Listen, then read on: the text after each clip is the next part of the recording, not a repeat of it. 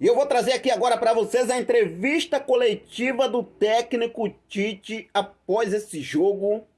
Flamengo goleado no Newton Santos de uma forma vergonhosa e é inacreditável. Olha só o que o Tite falou nessa entrevista coletiva. Mano, foi tipo assim, ridículo o que aconteceu no Newton Santos. Ridículo e vergonhoso. Não é questão do Flamengo ter perdido o jogo, não. É um clássico, a gente sabe o calor do jogo, mas a forma como vem sendo gerido esse futebol do Flamengo, mesmo com os desfalques que o Flamengo tem, a gente entende, mas é de forma vergonhosa. E olha só o que o Tite falou nessa entrevista coletiva. Acompanha aí. A gente pode falar lesão do Arrascaeta, né? Essas dores musculares que ele apresentou, porque o Vitor Hugo jogou só 15 minutos nos últimos 10 jogos.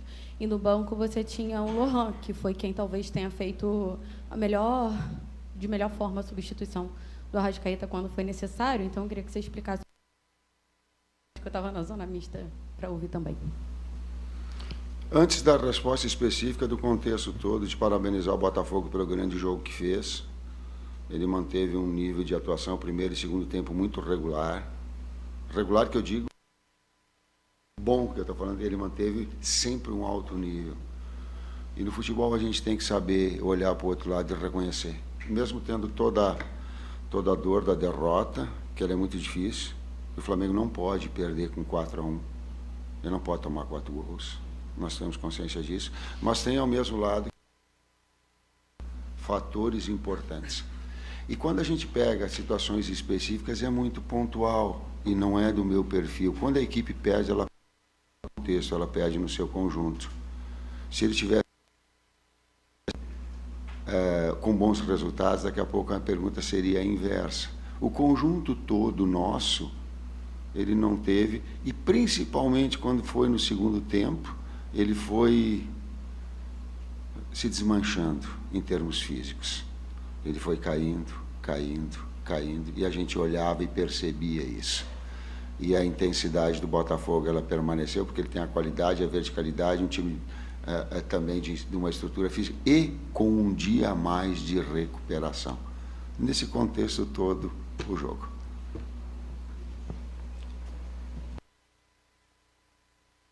Boa noite, Tite. Boa noite, Matheus. São Marinho da Litoral News. Acho que a grande pergunta que fica numa comparação das duas equipes é se, de fato, o cansaço que o Flamengo vem apresentando é por conta do calendário.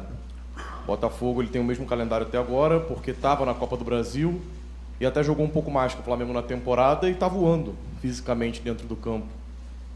Dá para trazer algo para o torcedor em relação a isso? Porque o torcedor hoje se perguntar, será que é o calendário mesmo ou é a parte física do Flamengo que não está sendo bem trabalhada e o time não rende em campo? Obrigado.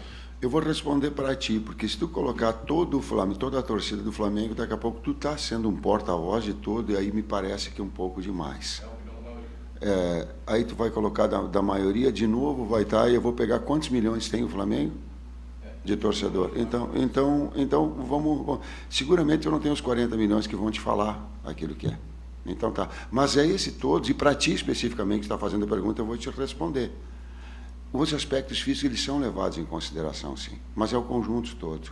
Inclusive o tático, tem que mudar e estruturar a equipe. Sim. Ele é de um conjunto da obra. Sim. Que precisa melhorar ou que precisa recuperar. Sim. É uma sequência também, não é só esse último jogo, né? Tu tá falando de ao 9º jogo, na sequência tanto nós quanto o Botafogo. O Botafogo já não tá na Copa do Brasil mais, né? Eles perderam. A gente seguiu sim, jogou, mas ele jogou na quarta noite e nós jogamos quinta noite. A gente jogou quinta noite, acabou meia-noite e meia, a gente não teve a noite de sono. Quando a gente aconteceu no início, saiu a Arrascaeta, não? Sim. O Luiz a gente tentou até o início do dia, a gente tentar trazer o Luiz. Então, quando a gente vem falando de cuidar da saúde dos atletas, da sequência, a gente perdeu 4 jogadores, que a gente não sabe ainda no Arrascaeta, nos últimos 2 jogos. Então, quando a gente fala, e eu falei isso antes da partida, então quando a gente fala da sequência do calendário, quando a gente fala que a gente tem que cuidar da saúde dos atletas, aí está mostrando por quê. Não é só o jogo e a sequência que o Botafogo, aí depois tu tem que analisar as trocas e o que o Botafogo fez em cada jogo. Ele não perdeu para o Juventude, com o time misto? Então, É muito fácil tu chegar no pontual agora, falar o Botafogo correu mais que o Flamengo hoje, o Flamengo tem dificuldade, mas então olha o inteiro também, olha o todo, Fortaleza hoje... Só ouve agora, tu fizeste uma Fortaleza- pergunta, seja educado e entenda o outro lado da Fortaleza- contra-argumentação e Fortaleza- democraticamente o torcedor veja. Sabe o que Fortaleza- aconteceu? Mas ouça um pouquinho, seja educado. Tu fez a pergunta, eu estou te respondendo. Nós estamos. Sabe o que o Nico perguntou para mim, falou para mim? Desculpa, professor, eu não tinha. Eu digo, não tem que pedir desculpa, cara. Não tem que pedir desculpa, se tu não tem condição, não vai. E vou repetir todas as situações que elas foram passadas antes de nós virmos desse jogo, quando nós vencemos. Quantas pessoas do calendário têm colocado? Eu entendo a tua colocação. Eu entendo o torcedor, porque ele está chateado tanto quanto eu. Mas calma, cara. Discernimento para que a gente tenha. Para que tenha compreensão. Senão ela fica assim, ó, ganhou. Olha que beleza. E futebol não é assim. E há, sim, a relação de saúde. Os atletas se entregaram pra caramba, cara. Nossa equipe, enquanto a gente pôde, a gente fez frente. Primeiro tempo a gente foi bem na partida. Depois as circunstâncias também vão causando, inclusive as trocas deles, as nossas trocas, a mudança tática que a gente tentou fazer. É um contexto inteiro. Eu só acho injusto vocês compararem um exemplo por causa de uma circunstância de um jogo com o calendário inteiro. Não é a gente que está falando, vários treinadores estão falando. E depois eu fiz a mesma pergunta que eu fiz antes. Encontra qualquer competição nacional, qualquer calendário que alguém vai fazer 15 jogos em 42 dias. Qualquer lugar do mundo, que é sem intervalo. E aí pede desempenho dos atletas. Quarta e domingo, quarta e domingo, quarta e domingo sem lesão. Só encontra um e me mostra que funciona. Vou trazer mais um dado em cima da pergunta. Quando nós vencemos quarta-feira, eu coloquei isso, né? Então não é oportunista porque nós perdemos. Tá? Ouçam e vejam a entrevista do Carlos Ancelotti. Né? É GE que fez. Ele disse que está programando férias para os atletas em meio de temporada, porque o calendário ele é humanamente, ou ele é impossível. Então não é só, e não é desculpa. Nós estamos chateados, nós perdemos, não podia tomar 4, não quer, é um clássico, dói, estamos tristes, sim, não queríamos trazer para todos, tudo isso é verdade. Mas, gente, um pouquinho de bom senso, para ti diretamente, um pouquinho de bom senso, cara. Mais uma aqui. Tite, Raiza Simplício, da Gol Brasil. Eu queria que você explicasse, eu sei que você não gosta muito de falar de questões pontuais, né? Fala mais sobre a equipe no geral, mas qual foi a tua ideia no intervalo? Você coloca o Everton Araújo em campo e aí dá uma recuada no Léo Ortiz. O Léo Ortiz estava muito bem, inclusive, na minha opinião, jogando ali como volante, achou um belíssimo passe para o Bruno Henrique. Eu queria que você explicasse qual foi a ideia ali. Nós tínhamos que jogar 2 jogos num só, esse e o de quinta-feira. Se eu deixo o Gerson, estoura o Gerson da mesma forma, foi porque nós planejamos isso. Se estoura o Gerson, já que está com a Arrascaeta, nós ficamos com outro jogador. E precisava, porque senão não ia ter o Gerson na quinta. Por isso. E quem tem que tomar a decisão é a gente, no intervalo, e não depois, quando deu 4-1 e ver o que aconteceu. Mesma coisa, se a gente tomasse a decisão e tivesse um resultado positivo, provavelmente a tônica seria diferente. Boa noite, Xixi. Boa noite, Matheus. Vinícius, canal Vini Rubro Negro. A justificativa da saída do Gerson eu acho muito justa, realmente. Eu entendo esse fato. Mas eu queria que você explicasse a mudança tática que aconteceu naquele momento, porque boa parte do segundo tempo, a partir da entrada do Everton Araújo, o Léo Ortiz jogou mais recuado na zaga. Ele que estava jogando muito bem no meio campo, acabou criando 2 chances de gol e também é um cara que defensivamente contribui muito. Eu queria que você explicasse também essa mudança tática.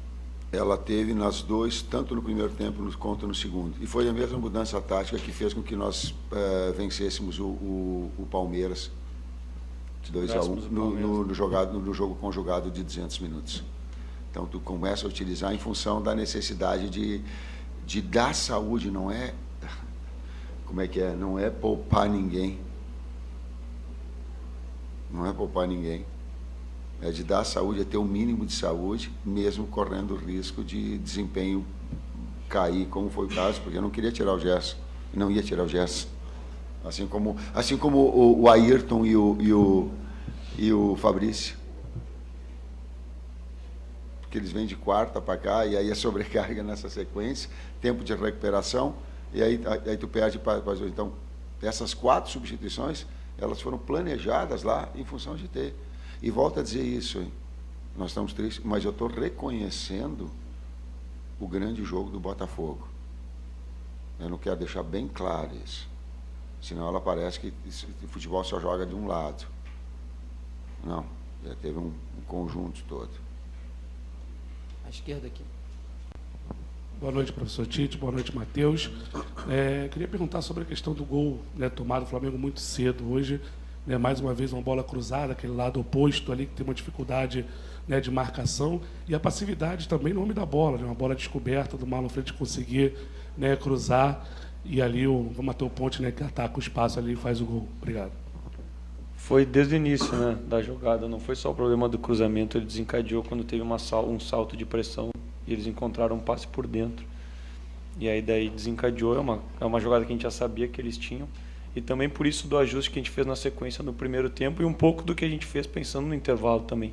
Para ter um homem a mais dentro da área, para liberar os nossos alas, para pegar a amplitude dos laterais deles e ter os 2 homens no eixo central para já não ter esse cruzamento. Só que aí depois, quando não acontece o resultado, fica mais fácil. O meu primeiro tempo esse lance começou antes na pressão alta. Aqui à esquerda, Tite, tudo bem? Boa noite. Lá no início dessa maratona de simultaneidade de competições, Brasileiro, Copa do Brasil e Libertadores, não me lembro em que momento, mas foi depois do título estadual, você, numa entrevista coletiva, falou sobre o nível de entendimento que todos no clube, inclusive a diretoria, tinham, de um alinhamento, de que em algum momento esse calendário sacrificante poderia obrigar, você não usou esse termo, mas sou eu que estou trazendo, a determinadas escolhas, determinadas predileções. Contra o São Paulo já foi um Flamengo com rotações. Hoje, de certa forma, também. Por mais que seja uma narrativa que às vezes o torcedor não aceite absorver tão bem assim, é adequada a percepção, a ideia de que o Flamengo está dando um peso maior às Copas nesse momento? O fato, sim, mas da importância às Copas, não. Porque ele foi inevitável. Tu pegou está correta a tua observação, eu concordo com ela.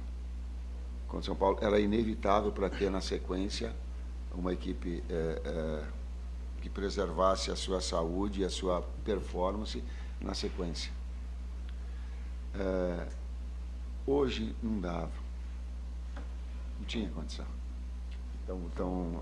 E as duas coincidem que os dois foram jogos tipo quarta e sábado e quinta e domingo. Então foi ocasional, mesmo pensando na saúde dos atletas. São 7 por lesão. 7 jogadores fora. Então não vamos contar. Só que quando a gente jogou, por exemplo, domingo às 4 para jogar quarta, nós temos a noite do domingo, da segunda e da terça para o atleta performar na quarta. Agora, quando tu joga quarta, 9h30 para jogar sábado, é puxado. É puxado. Imagina, talvez, se a gente tivesse tomado uma outra atitude de botar os atletas jogar lá contra o São Paulo, que também era o terceiro jogo em 6 dias, e lesionasse, a gente correu o risco de perder e cair fora contra o Palmeiras.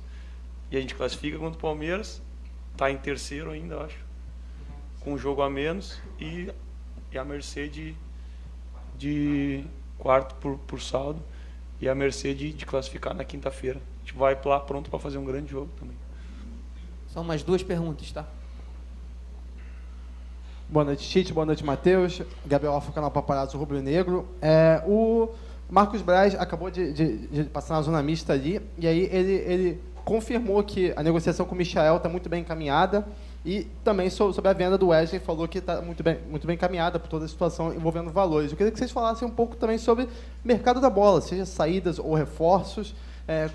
Como que vocês avaliam essa situação? Eu sei que o Espíndola está por aqui também, mas como que vocês avaliam a necessidade de reforços, essa possível chegada do Michael, né, o retorno dele para cá, e essa possível venda do Wesley, que também, como disse o Braz, está muito bem encaminhada. Obrigado. Nós temos que responder da parte técnico-tática, entendo a tua pergunta, a gente tem que responder sobre a coordenação dos movimentos, a gente tem que responder por que perdeu de 4-1, tem que fazer essa análise que tu colocaste a respeito de jogos que aconteceram, onde daqui a pouco não teve que repetir a equipe, por que um padrão tático de um primeiro tempo não foi para outro, sabe? Tem toda uma direção trabalhando, uma grandeza do Flamengo que ele trabalha em relação a isso. E nós temos que ter a capacidade toda de fazer da equipe, de estruturar a equipe para que ela se mostre. Não vamos fugir da responsabilidade de trazer situações, não. Trazendo essa bom senso. Aliás, um grande legado que eu vi do Silvio Santos, uma série de outros, ele falava assim, bom senso. Uma das grandes marcas, assim, bom senso. Bom senso. Bom senso, quando se ganha, é fácil. Tem que ter bom senso em todos os momentos. A última.